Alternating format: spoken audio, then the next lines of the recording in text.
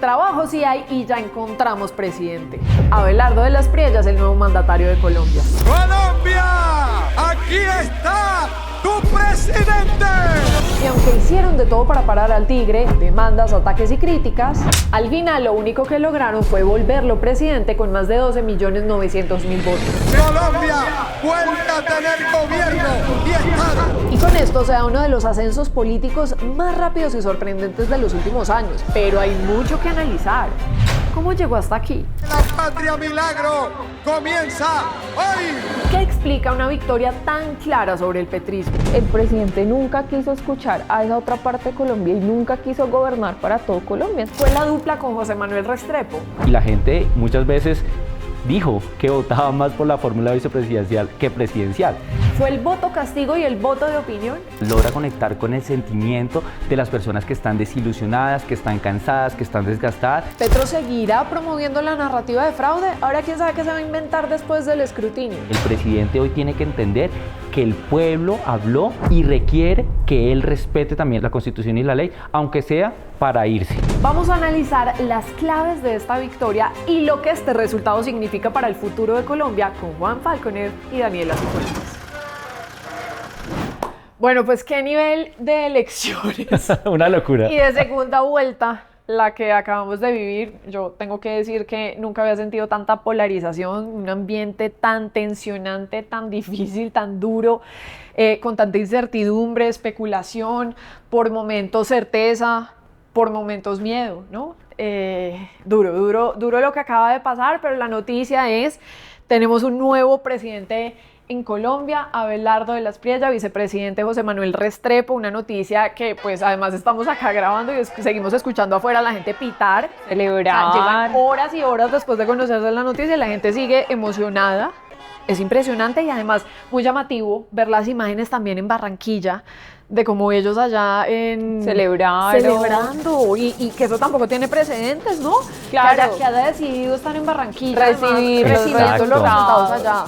Es uno de esos cambios que ya empezamos a ver de Abelardo de las Priellas y que muchas veces en muchas entrevistas, Juan, él decía precisamente eso, que él quería tener un gobierno más hacia las regiones, que él no tenía complejo de provincias, lo que decía muchísimas sí. veces, y que la idea de él es estarse moviendo en el territorio.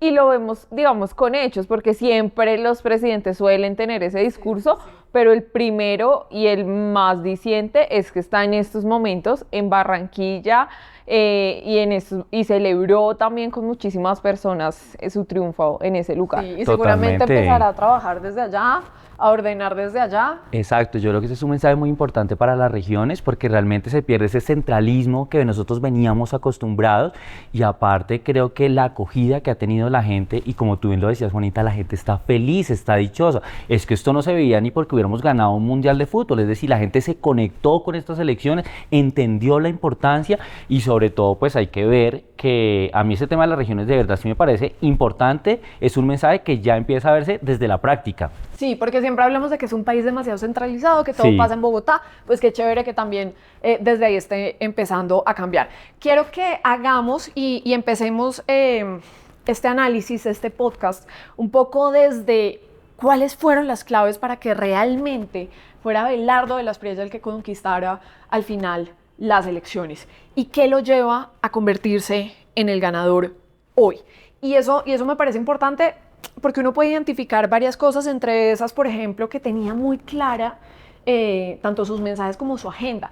¿Cómo lo interpretas tú, Juan? ¿Cómo podemos empezar a entender por qué Abelardo llega hoy a ser presidente? Bueno, definitivamente el fenómeno de Abelardo de las Priellas obedece a que logra capitalizar primero los grandes errores del gobierno Petro, ¿cierto? O sea, logra conectar con el sentimiento de las personas que están desilusionadas, que están cansadas, que están desgastadas y sobre todo también logra mandar un mensaje de respeto a la institucionalidad, respeto a la Constitución, respeto a las relaciones internacionales, también altura y dignidad del cargo presidencial que muchos colombianos sienten que se perdió cuando el presidente salía con esas salidas en falso, esas declaraciones inapropiadas, esa participación inconstitucional e ilegal en política electoral. Entonces, ese cansancio de la gente, la campaña de Abelardo de las Priellas lo logró leer, lo logró interpretar y también quiero decir que la narrativa digital fue supremamente clara, contundente. Muy importante. La tenían o sea, creo que eso logró sacar la ventaja a pesar de la desventaja del candidato del oficialismo, con la plata del Estado, con la participación de altos funcionarios.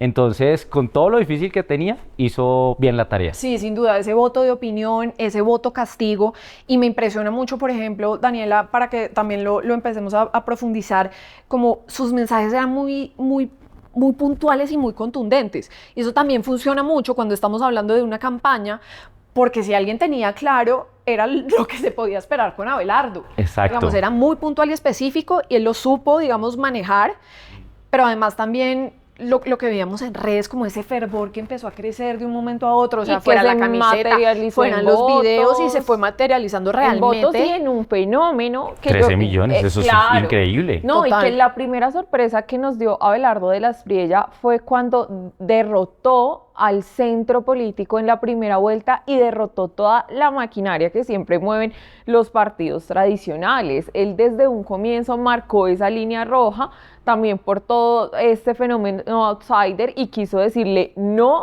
y no fue no hasta primera y segunda vuelta, y yo creo que eso también es una de las grandes victorias de Abelardo de la Espriella, que logra llegar a la presidencia sin estar detrás acompañado de los grandes partidos, ni el Partido Conservador, ni mucho menos el Partido Liberal, ni siquiera el Centro Democrático, que tuvo su propia candidata en primera vuelta. Entonces yo creo que eso también es un mensaje de cómo está viendo la gente la política. Yo hablaba con muchas personas, uno como periodista siempre se acerca a entender la típica conversación con los taxistas. Total. Y ellos Sí, me enriquecedora decían, por demás. es que él Sí, tiene los vendedores en la calle. Él tiene una mentalidad Sí. de empresario y él no va a estar con todos esos políticos. Y ese fue uno de los mensajes más importantes que se movió en su campaña cuando empezó con los de siempre y los nunca. Y esa fue la clave del éxito, porque claro, hace 4 años nos vendieron un cambio, entonces que siempre había gobernado la derecha, entonces que este cambio iba a funcionar, que por fin iba a gobernar la izquierda, y vemos que la izquierda se comportó igual y O tuvo peor, los mismos sí. escándalos. No, peor con ese agravante de que ellos habían prometido que no lo iban a hacer. Entonces llega Abelardo de la Espriella y dice, pues estos y estos todos están en un mismo costal que se llama los de siempre, y ahora vamos a gobernar los nunca. Los nunca pues son los empresarios, las personas trabajadoras, las personas emprendedoras, las personas a las que en realidad sí les ha afectado todas estas políticas, sobre todo económicas, los microempresarios, pues efectivamente son los nunca, y yo creo que ese es uno de los mensajes clave que lleva al triunfo de Abelardo. Sí, eso me parece bien importante, y sabe que eso además está medido por Atlas Intel, por ejemplo. Ellos lo que hicieron fue unas mediciones a lo largo de estos meses, donde además pues se empezaron a dar cuenta que la imagen de Abelardo calaba muy bien, no solamente en los sectores más bajos y populares, sino también en los altos, es decir, generaba Había mix. como... Exactamente, y como una transversalidad de su mensaje. Y eso tiene también todo el sentido y se entiende, pues cuando uno lo ve, además, que estamos hablando de que todos sufrimos y padecemos, por ejemplo, un mal sistema de salud. Claro. Uno padece, por ejemplo, que el 60% de los pacientes en Colombia actualmente tienen que poner de su bolsillo para acceder a una medicina. Eso es muy transversal, triste. eso no es de estratos. Entonces ahí empiezan a calar muy bien sus mensajes. La inseguridad nos afecta a todos, Las seamos de donde extorsiones. seamos, en el barrio que vivamos o donde nos encontremos, las extorsiones, es decir, acá hay una transversalidad súper grande que él logró además conquistar ahí muy bien, y eso me parece bien importante. Pero hay un punto muy chévere y es tal cual, yo creo que una de sus claves más importantes, que tiene nombre completo, y es José Manuel Restrepo. Y es esa adhesión que en su momento, cuando se dio, digamos que ocurrió muy rápido, Sí. la gente dijo, bueno, es una jugada como medio interesante, pero ahí como que Sí, no la habían fue tan digerido fuerte, totalmente, y se sí. sintió más como una reacción a otros movimientos de campaña, pero oh sorpresa, en lo que ha terminado ser y la importancia que hay de José Manuel Restrepo Claro, como total. vicepresidente. Y es que José Manuel Restrepo llega a complementar, y digamos, Abelardo de la Espriella pasaba lo de Javier Milei en la Argentina. Con una poca experiencia parlamentaria, Milei era una hoja en blanco y los argentinos pues se habían volcado sin saber qué iba a pasar. Creo que Abelardo de la Espriella, prediciendo, digamos, haciendo una predicción de lo que podía estar pasando, coge a José Manuel Restrepo, que es una persona, un académico, una persona con prestigio, que ha estado en el sector público, que es tranquilo, que es estadista, que lo complementa y lo más importante, le habla a una audiencia diferente a la que Abelardo le estaba hablando, es decir, suma en la campaña. Sí, no lo que le pasó a Cepeda con Aida Quilcue, que le siguieron hablando a la misma audiencia de siempre, los mismos con los mismos, y perdieron una oportunidad valiosa. Entonces creo que esto lo leyeron muy bien y hoy por hoy la fórmula vicepresidencial de Abelardo de la Espriella es estratégico y la gente muchas veces dijo que votaba más por la fórmula vicepresidencial que presidencial. Sí, veíamos esos mensajes sí. Y nos reíamos porque lo vimos, ¿no? Lo vimos esta mañana, creo, y decía, acabo de votar por José Manuel Restrepo y su fórmula presidencial. Sí, y bueno, la gente lo identificaba, la gente se había visto, y yo creo que cogiera también, tanta fuerza, ¿no? Un y yo creo personaje que también como es vicepresidente. importante, y más por el precedente que tenemos con Francia Márquez y digamos, anulada todos totalmente. Todos Impresionada. Yo no sé si se alcanza a escuchar o no, pero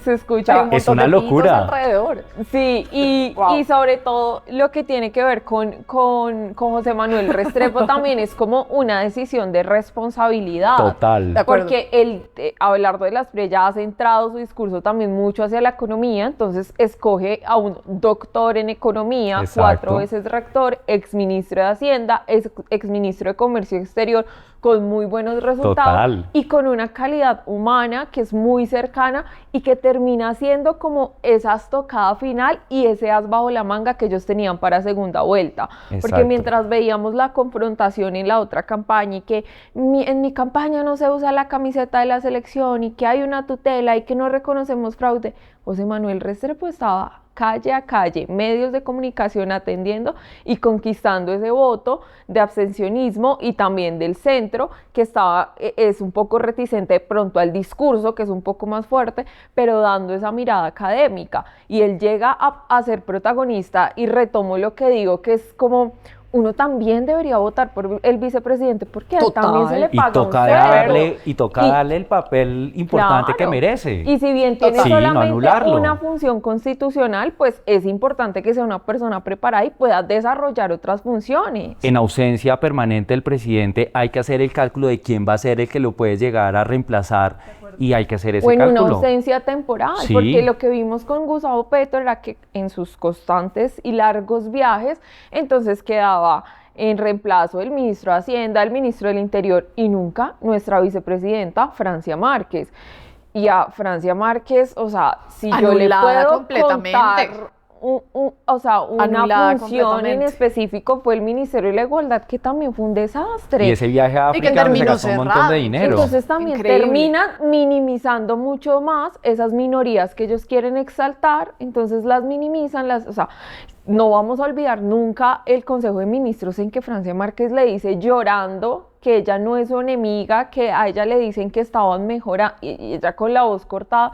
Entonces yo creo que uno sí debe votar por el vicepresidente con la misma convicción que vota por su fórmula, por la fórmula presidencial. Entonces yo creo que es válido las personas que decían, bueno, yo estoy votando por José Manuel y le estoy dando mi voto de confianza. Al final es un equipo y al final también, y eso habla muy bien también de quienes optaron por esta opción, porque estamos hablando incluso de un vicepresidente con una hoja de vida intachable, con toda la experiencia del mundo, sí, que ha estado de lleno en los gobiernos y entiende muy bien a lo que se está enfrentando. Total. Incluso porque estamos en un punto que es bien delicado, y es que desde afuera, y ya varios analistas económicos lo han dicho, desde afuera la olla se ve raspada. Pero no sabemos cómo está en realidad. Eso por dentro. Sí. Y qué va a pasar realmente cuando empiece la verdadera transición, cuando comience el verdadero traspaso de poder, con qué se van a encontrar ¿Quiénes van a entregar? Abelardo y José Manuel. Porque además hay economistas que ya lo dicen, Juan, y Daniela, no sé si los han escuchado ya,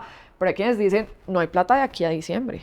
Y las medidas que se van a tener que tomar van a ser drásticas. Pues y es que estamos hablando de más de 1.000 billones de pesos en deuda pública solo en noviembre de 2024. O sea, es que esto es una Y vimos al ministro locura de Hacienda ya haciendo los cálculos para... y el ministro de Hacienda el pasado martes, o sea, a mes y medio que se acaba el Congreso, pidiendo más plata prestada, 2 billones de pesos. Sí, en plenas ¿Para elecciones. qué? Sí, de acuerdo. Exactamente, ahí nosotros estamos también, viendo un y problema digamos que ahí viene la estructural. función de José Manuel, que él no lo decía a semana puntualmente, esas 3 funciones que él va a tener. Y la primera función es irse a sentar con las calificadoras de riesgo a decirles, vea, este es nuestro plan de ajuste fiscal, confíen en nosotros. Cumplir la regla fiscal. Exacto. Y los mercados internacionales en primera vuelta reaccionaron y Bastante reaccionaron bien. muy Y súper bien. Bastante Vamos a bien. ver cómo reaccionan hoy, que creo que va a ser la misma tendencia. Sí, de acuerdo. Debería ser positivo, ¿no? Que en su momento bajó la calificación de riesgo, Exactamente. bajó el dólar. Bajo el dólar, los mercados inmediatamente, Ecopetrol, que había estado totalmente golpeada, alcanzó a marcar en la bolsa casi el 8% que no se veía, y esa reacción de los mercados también termina siendo muy importante para Colombia, porque un país que está tan endeudado, que está pagando su deuda pública deuda. muchísimo más cara, pues necesita por lo menos confianza, y eso es lo que pues ya se viene en este proceso de empalme que vemos que va a ser Sí, muy que es bien difícil. importante. Que de hecho Oxford también decía que lo que se pronostica es que, por ejemplo, la inflación también empiece a ceder y, bueno, un montón de cambios se empiecen a dar. Hasta acá todo muy bonito, un poco, Sí. lo podríamos decir así, pero hay una sombra, y hay una sombra que como que también me Enrarece parece... el ambiente. Sí, de acuerdo.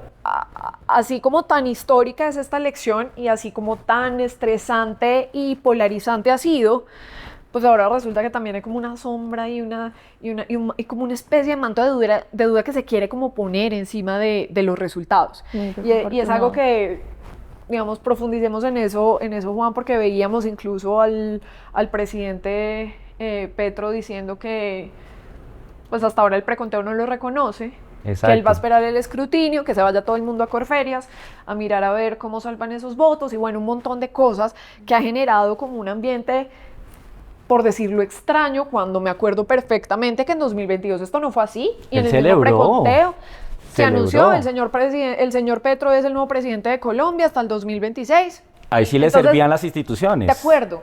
¿Y por qué? ¿Por qué estas reacciones? ¿Y por qué seguirle como ese juego? Pues Juanita, lo que nosotros nos ha demostrado el presidente Petro es que solo le sirven las instituciones del país cuando los resultados le son favorables, y cuando no le son favorables, entonces siembra el manto de que hay fraude, de que hay un descontento, de que el preconteo no le es suficiente, sobre todo cuando el preconteo es una de las herramientas más valiosas que tiene en estos momentos el sistema electoral colombiano, que tiene una mínima diferencia con el escrutinio, ¿cierto? Que es al final O que es sea, vinculante, pero 0.0 algo por ciento. es mínimo, O sea, es esto mínimo. no va a cambiar. Exactamente. O sea, de hecho, lo que se pronostica es que incluso Abelardo tenga muchos más votos. Puedan aparecer más Imagínate. votos. Y te digo lo que dijo hoy, por ejemplo, Bernie Moreno, senador de los Estados Unidos, que me llamó mucho la atención, y dijo que el sistema electoral de Colombia es tan eficiente, tan garantista, que va a proponer que vengan de Estados Unidos a aprender del sistema colombiano. Imagínate, Creo una que potencia. si una persona de esas calidades dice algo del sistema electoral colombiano, no debe caber la menor duda de que efectivamente tenemos un presidente electo, y esperamos que se reconozca en todas las instancias lo que ocurrió hoy. No hay manto para dudas, no hay manto Y con para... veedores internacionales, está la ONU, Exacto. está el Centro Carter, o sea, esto está profundamente vigilado. nunca hemos tenido una misión hay tan grande. jurados, hay jueces, o sea, esto se compone de un Sí. proceso que además ha sido felicitado y está absolutamente garantizado, custodiado, protegido. O sea, realmente la confianza detrás de la registraduría es Y es que altísima. quieren impugnar Conocimos el 35.000 resultado en mesas. una hora. Exacto, y quieren ahora quieren impugnar 35.000 mesas, y hay una cosa con la impugnación, o sea, si bien es cierto, es una herramienta que se puede utilizar en estos procesos, no se puede utilizar folclóricamente. Él tiene que justificar porque hay un manto de duda en cada mesa, porque los testigos electorales no advirtieron esas irregularidades en tiempo real, es decir, para sabotear Sí, el como que lo proceso. tiene que justificar de alguna manera. Exactamente, Ok. eso no se le va a negar, pero tiene que justificarlo, porque si tú no lo puedes utilizar para sabotear el proceso, para hacerlo, para torpedearlo, y que los resultados se conozcan más tarde de lo que los colombianos esperamos, que es entre 3 y 4 días máximo. Y Claro. vamos a esperar a ver qué pasa Sí. el día del escrutinio. No, porque pues, hoy es el preconteo. ¿cuál es la otra Y historia? entonces, si el Exacto. escrutinio Tampoco fue a le va a esperar, servir. listo, y aparece el escrutinio, ¿y qué? ¿Cuál será la otra historia? Y yo creo que no tenemos que irnos tan lejos hasta el 2022.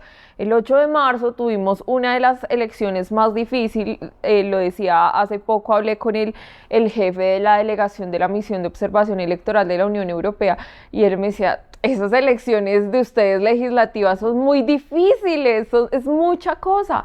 Y esos resultados, como favorecieron al pacto histórico, entonces se nos olvidó el fraude, porque esto del fraude viene de años y años.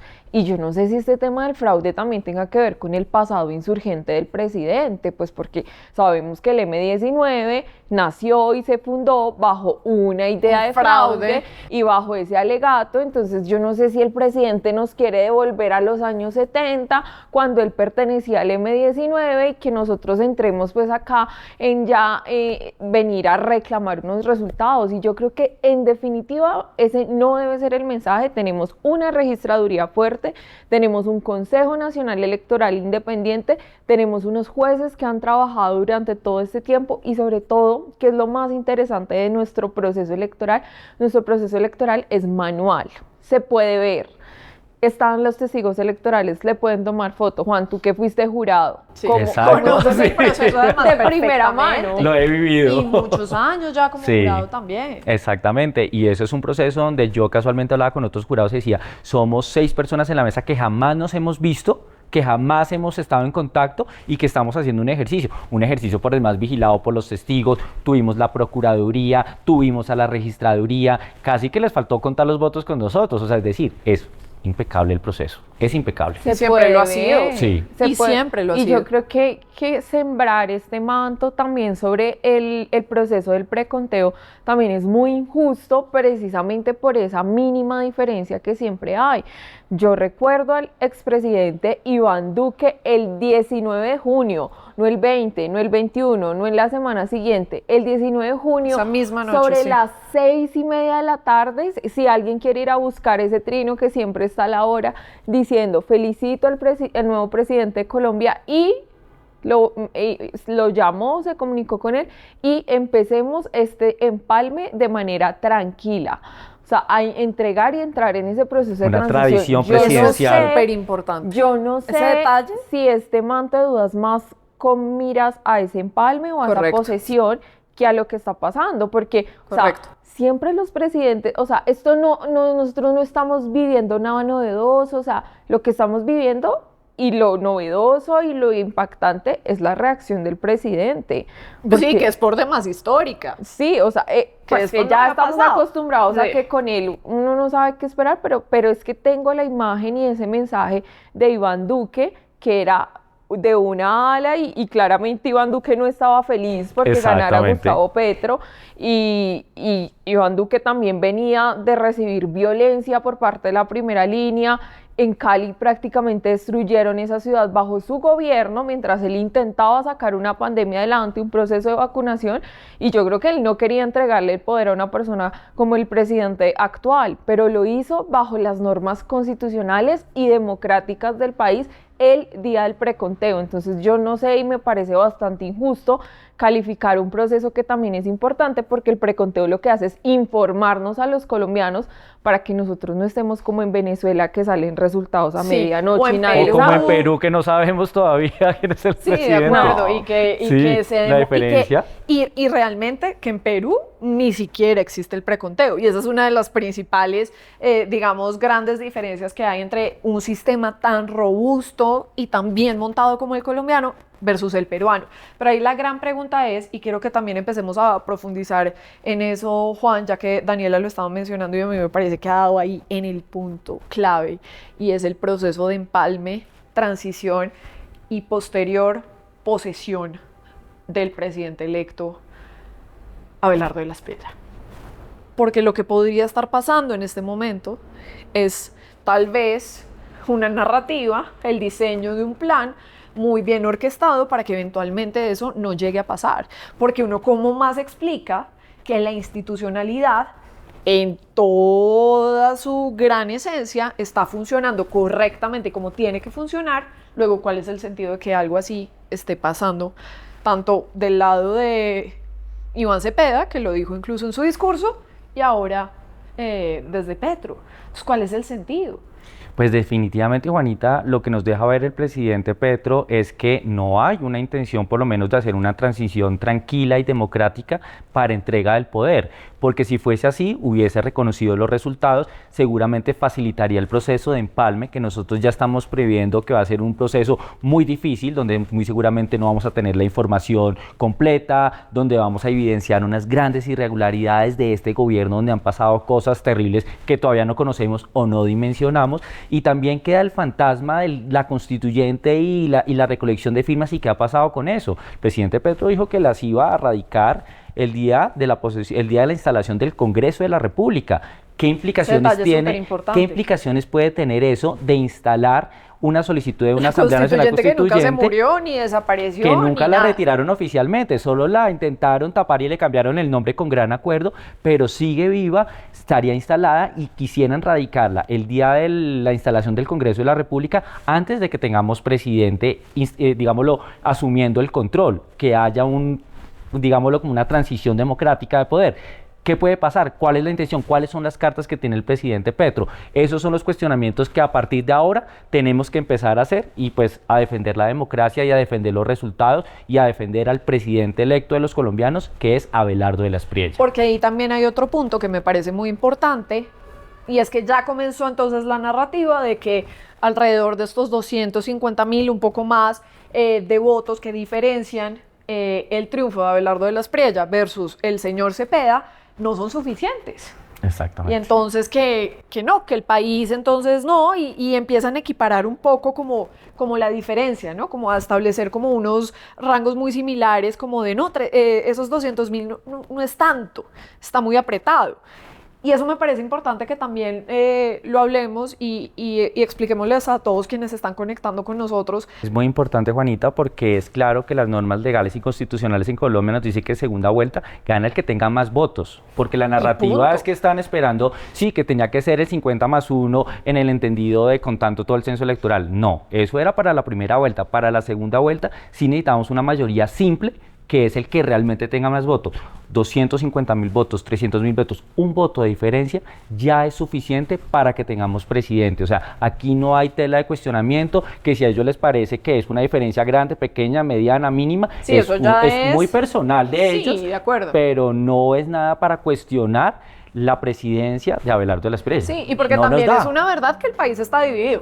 Pues sí, claro. Son unas elecciones y también básicamente es consecuencia del presidente, sí. O sea, yo creo que la gran derrota de la izquierda en estos momentos tiene que ver más es con la figura que está llegando a la presidencia. O sea, aquí no estamos hablando de que llegó Sergio Fajardo ni la misma Paloma Valencia que intentó irse hacia el centro. Sí. Acá estamos hablando de que está un presidente electo, Abelardo de la Espriella, que llega al poder porque él es todo lo contrario a Petro. Antagónico. Y eso es lo que Colombia elige precisamente como consecuencia de un gobierno que por un lado desilusionó a las personas que votaron por él y que no estaban convencidas finalmente, sino ese centro que lo quiso apoyar lo desilusionó, y lo vemos con congresistas como Catherine Miranda que lo apoyaron y hoy en definitiva votó por Abelardo de la Espriella. Todo lo contrario. Desilusionó a sus mismas bases políticas, poniendo figuras como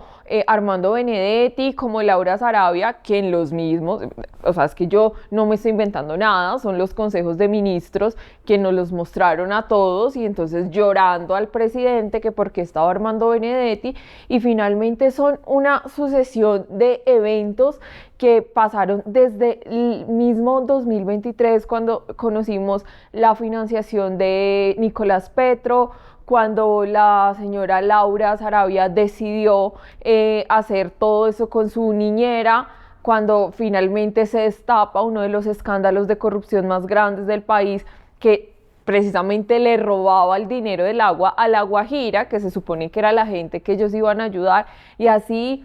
O sea, si nos ponemos a mencionar esa lista, entonces yo creo que también ser una izquierda tan ciega y tan sorda al clamor de la gente termina siendo muy desafortunado, y también demostrándonos que efectivamente el presidente nunca quiso escuchar a esa otra parte de Colombia y nunca quiso gobernar para todo Colombia. Entonces él no puede sorprenderse de que el país esté dividido y esté polarizado, cuando fue él mismo el que solamente le hablaba a una parte y a la otra la ignoraba o la trataba de fascista, de nazi, de oligarca, de todos los calificativos posibles, incluyendo a los medios de comunicación. En medio de esta conversación, a propósito de todo lo que venimos mencionando, me parece importante este trino que está sacando Marco Rubio, el secretario de Estado de los Estados Unidos, y dice: acabo de hablar con el presidente electo de Colombia, Abelardo de la Espriella, para felicitarlo por su victoria electoral.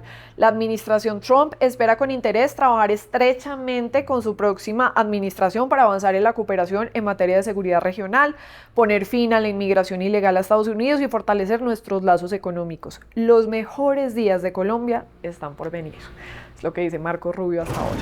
Hay una cosa más que quisiera agregar a la conversación, porque precisamente leyendo al constitucionalista Mauricio Gaona, a propósito de todo lo que hemos venido hablando en este análisis, dice: felicito al presidente electo de Colombia, Abelardo de la Espriella, y al vicepresidente José Manuel Restrepo. Las palabras del presidente saliente pueden confundir, pero no pueden reemplazar el mandato constitucional del elector. El veredicto de la democracia se respeta. El mundo observa. Y además comparte una carta de la OEA. Contundente. Sí, diría uno nada más que agregar ahí, ¿no? Contundente. Yo creo que el mensaje es claro de que ahora siempre el presidente Petro habló del pueblo y de las mayorías y todo, y hoy el pueblo y las mayorías le dijo que no querían este proyecto político del continuismo, de estas izquierdas progresistas, de estos grandes problemas de orden público, de polarización, de corrupción, de violencia. La gente se cansó y ahora él tiene que respetar el mandato popular, porque yo siempre me he preguntado qué entiende el presidente Petro por el pueblo. O sea, el pueblo son su pacto histórico y las personas que le votan. No, el pueblo somos todos. Y el presidente hoy tiene que entender que el pueblo habló, fue contundente y requiere que él respete también la Constitución y la ley, aunque sea para irse, porque nunca lo hizo en estos 4 años. Sí, él dice que se va a ir, que no va a ser un viejo cansón. Creería que es lo que todos esperamos. Estoy viendo incluso, el periodista Melquisedec Torres está compartiendo acá, los escrutinios están avanzando a todas. Los jueces en ciudades y municipios van al 77% de las mesas escrutadas. Todo el mundo está ahí como... Claro, es que no hay espacio para darle espacio al presidente para mantos de dudas. A estas narrativas. Y es que de verdad tenemos un sistema electoral tan sólido, tan fuerte, tan definido, que yo creo que ese escrutinio no va a pasar de este miércoles 23 de junio, sino que lo vamos a conocer, y lo que decía Juanita hace algún momento. Entonces, ¿cuál va a ser el discurso después del escrutinio? ¿O es que el presidente en realidad tiene miedo del empalme, está como organizando cuentas, como en ese momento que uno le llega la cuenta y que uno empieza a hacer que si pague esto, no lo pague? O sea, yo no entiendo en realidad, pues, porque los presidentes siempre la intención tranquilamente, es esa, ¿o cuál? Pues hagamos la transición. Pues yo me pregunto, de ¿cuál es la demora? Exacto. Porque esta necesidad como de frenar un poco una transición normal, democrática, que ha sucedido siempre, que sucedió incluso con él. Él tiene la oportunidad de salir por la puerta grande o salir por la puerta de atrás y quedar para la historia como el presidente que no quiso avanzar en una transición democrática, y demostrarnos a muchas de las personas que lo advertimos desde hace 4 años que efectivamente el presidente no le gusta la democracia, sino que le gusta todos estos mantos de duda que socavan un poco las instituciones que funcionan y que han funcionado por años en Colombia. Entonces, para irse de esta forma, ¿cuál es el plan? Es que en realidad esa es la incertidumbre, pero yo creo que la gran certidumbre y la gran confianza que sí debemos tener los colombianos, y agradecer que tenemos un sistema electoral como el que tenemos y unas instituciones que funcionaron durante estos 4 años, que frenaron muchísimas reformas, pero funcionaron a cabalidad. Sí, de acuerdo. El llamado sigue siendo sin duda también para las instituciones, que este sea el momento para demostrar esa firmeza, esa entereza, y que su deber es con la Constitución, no con un partido, no con un hombre, con la Constitución. Ese, digamos, sin duda es el llamado más importante, y pues a que avancemos, progresemos, que este nuevo país, porque hoy está arrancando sin duda un nuevo país, una nueva etapa, pues que sea también lo mejor para todos con todo lo que eso implique y todo lo que venga hacia adelante. Totalmente. Esperamos que Colombia hoy reescriba la historia, como tú bien lo dices, el respeto por las instituciones, que cada quien haga cumplir su deber, que las fuerzas militares y de policía estén del lado de los colombianos, del pueblo, honrando las normas, que el Congreso de la República esté en concordancia, las altas cortes, los tribunales, y que si alguien intenta algo diferente o algo por fuera de las normas constitucionales, legales, de los buenos hábitos y las buenas costumbres en Colombia, pues que estén atentas, porque aquí está en juego es la democracia. De acuerdo, sí, pues bueno. Daniela, Juan, muchísimas gracias. Creo que si bien ya cerramos como tal el capítulo de Se Busca Presidente, porque ya encontramos ya tenemos nuevo presidente. Ahora toca es que dejen posesionar al presidente, será nuestro nuevo programa. Capítulo número 2. Sí. Capítulo número 2. ¿Se posesiona el presidente? Sí. Muy importante que eso ocurra. Sí. ¿Qué va a pasar de aquí hasta allá? Pues ya veremos, haremos muchos más nuevos análisis. Aquí estaremos. Gracias a todos quienes se conectan con nosotros, quienes nos acompañaron en toda esta época electoral. Ha sido maravilloso poder entender mucho más de cerca y analizar toda esta realidad política nuestra. Gracias de verdad. Gracias a todos. Chao.